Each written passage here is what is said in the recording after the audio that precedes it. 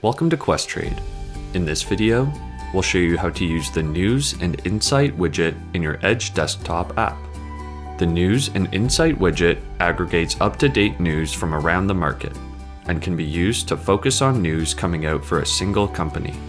If you do not currently have Edge Desktop installed on your computer, please see the link in the description below to activate the Edge platform and download it. To get started, simply open Edge Desktop and log in with your Questrade account. Once you're logged in, you will notice a row of icons at the top of the screen. Let's go ahead and click the News and Insight icon. You will notice the widget opens to a certain size and position on the screen. Each widget can be resized and moved around to your own preference. When you first open the widget, you will see a General Market News tab, where all market news for the day is shown. You can look up articles regarding a specific symbol by typing it into the symbol lookup area here.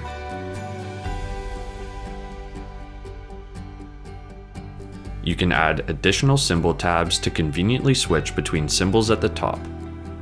As an example, we'll be using Apple and the Canadian National Railway. Stocks displayed are for illustrative purposes only. Under the Market News tab, there are 4 columns: the article name, the source, the stock symbol it's affiliated with, if applicable, and the date and time it was published. News is shown by the most recent date and time it was published. Clicking on an article will make it appear in the viewing area where you can read it.